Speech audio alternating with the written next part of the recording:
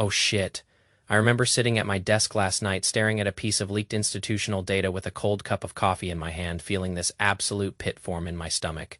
Man, I am looking at a series of private financial movements that the mainstream media is completely ignoring right now because they are too busy chasing cheap clickbait headlines to notice the actual foundation of the global economy cracking wide open.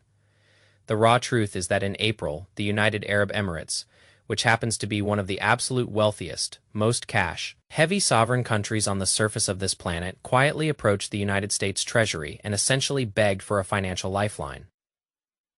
Now, if you strip away all the polite diplomatic language, the polished corporate phrasing, and the confusing financial jargon, their raw message to Washington amounted to a direct threat. They basically said, help us secure immediate liquid dollar funding right now, or we will have absolutely no choice but to start dumping our massive reserves and completely crash your domestic bond market. Peace.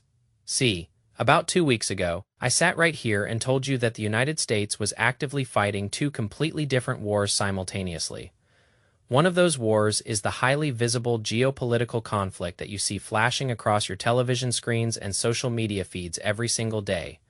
And the other war is an invisible, quiet economic war that you absolutely cannot see happening in the open. And just last week, this invisible monetary war drew its very first real blood on the global balance sheets.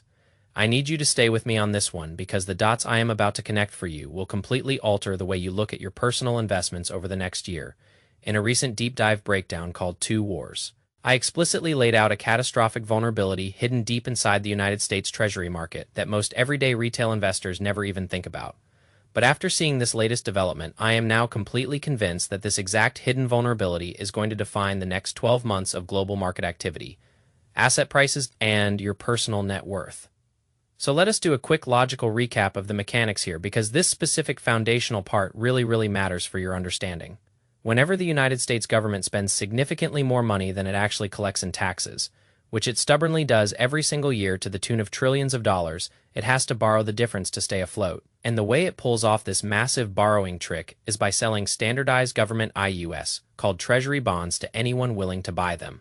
Now, a standard 10-year Treasury bond is essentially just a very simple, legally binding promise from the United States government to pay you back your original principal in 10 years while cutting you regular interest payments along the way. And for decades, these specific bonds have been universally considered the single safest investment asset in the entire world. Because, in theory, the US government has the infinite power to print its own currency and will therefore always pay its debts.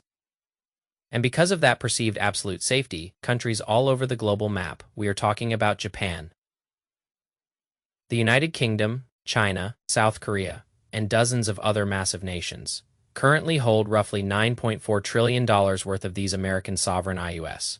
These foreign central banks bought them up over the years because US treasuries are incredibly safe, they are massively liquid, and they are denominated in US dollars, which is the exact baseline global reserve currency that every single country needs to transact internationally. So for a very long time, this beautiful debt system worked absolutely flawlessly for everyone involved. The United States could borrow infinite amounts of money incredibly cheaply, and foreign governments could safely park their massive national savings in a highly liquid asset that earned them a predictable return. Everybody won. The system was a beautiful, non-stop, perpetual motion machine for global wealth.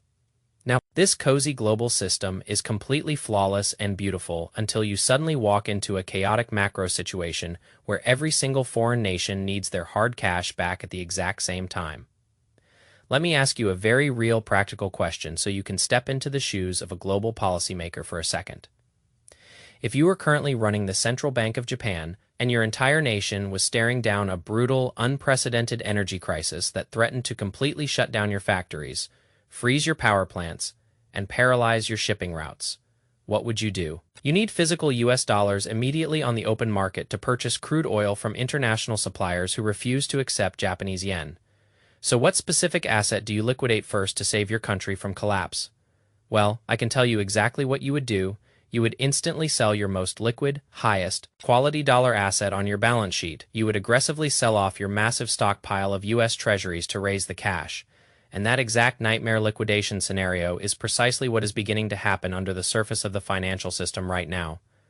Man, so many foreign countries have been severely impacted by the sudden chaotic closure of the Strait of Hormuz. and their primary oil and energy supply lines have been completely cut off from the world. They are facing a literal existential crisis, and they desperately need to raise instant dollar cash to purchase alternative fuel on the highly competitive open market. Because of this frantic scramble for cash, foreign central bank holdings of U.S. Treasuries parked at the New York Federal Reserve have just plummeted down to their absolute lowest level since all the way back in the year RCR. Think about that. Nations that are completely short on energy and absolutely desperate for liquid dollars are actively dumping American government bonds into the market to raise cash to keep their lights on. Japan currently holds a staggering $1.2 trillion in U.S. Treasuries. The United Kingdom holds a massive $895 billion. These are not small, trivial trading positions that the market can just absorb overnight. These are historic mountains of sovereign debt. Now here is the catastrophic problem that directly impacts your wallet. When a massive group of people all try to sell the exact same asset at the exact same time, the price of that asset drops like a stone. Now, due to the inverse mathematical relationship of the fixed income markets, when the price of a treasury bond drops, its underlying interest rate, what Wall Street calls the bond yield, goes up automatically. That specific yield is the exact financial incentive that investors require to lend their hard-earned money to the United States government. And because U.S. Treasury yields set the absolute baseline for borrowing costs across the entire global economy, when those yields rise, every single form of credit gets significantly more expensive for regular people. We are talking about your mortgage rates skyrocketing, car loans becoming unaffordable, corporate debt payments ballooning, and government refinancing costs spinning completely out of control. All of it hits at once. Let me take a quick minute to break this down even more simply, so it clicks perfectly. Put yourself directly in the position of the United States government for a moment. You consistently spend way more cash than you make, so you permanently need to borrow money just to pay your baseline bills. So let us say I walk up and loan you $1,000, and you formally agree to pay me a 5% annual interest rate, which means you pay me $50 a year for a fixed term of 5 years. Now, from my perspective, I am earning a reliable annual interest stream, and I know I will get my full $1,000 back in 5 years, which sounds like a pretty damn good deal. Right. But here is the massive real-world problem. Let us say 2 years into that 5-year loan period, I suddenly hit a massive personal emergency, a cash call, and I desperately need my $1,000 back right now. But the problem is, you legally do not owe me that full principal amount back for another 3 long years because we signed a 5-year agreement. So I have to go out into the market looking for a third party who might be willing to buy your loan note off of me, and I finally find an investor, and I tell them, look, this reliable person owes me $1,000. They are paying me $50 a year, which is a 5% return, and the full principal is due in 3 years, but I need the cash today. So buy this loan note off of me right now, and all those future interest payments are yours, and you will collect the full $1,000 from the government in 3 years. The problem is that this third-party investor can instantly smell my financial desperation. They know I am trapped and need the money today. And so what they tell me is, look, I am perfectly happy to buy the loan note from you, but there is no way in hell I am going to give you the full face value of $1,000 for it. I will pay you exactly $800 today for that $1,000 loan note. Now, I know I am not getting full value for my asset, but I am getting the immediate liquid cash today, which is my ultimate priority, so I reluctantly take the deal and take the loss. Now, think very carefully about the underlying math of what just happened in that transaction. That third-party investor just paid a discounted $800 for a loan note that is guaranteed to pay them $1,000 in 3 years. Plus, they get to collect all the interest payments along the way. His effective rate of return, his real-world yield, just went through the roof because he paid significantly less money for the exact same fixed stream of cash payments. Now, I need you to imagine this exact desperate transaction happening at a massive macro scale across the entire global financial system.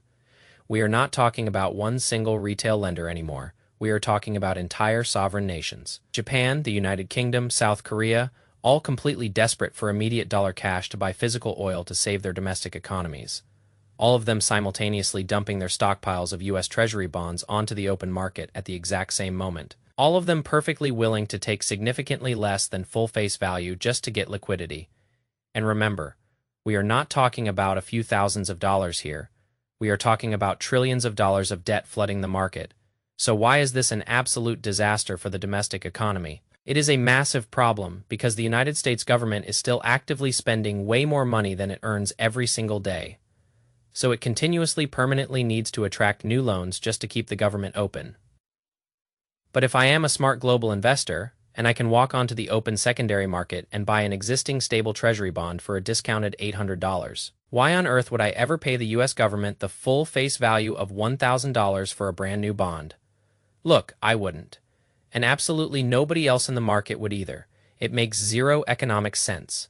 So the United States government is suddenly forced to offer significantly higher interest rates on all of its newly issued bonds just to attract new lenders to fill their deficits, which means the cost of borrowing goes up dramatically for the government itself at the exact historical moment when its national debt is at an all-time high, and it can least afford it.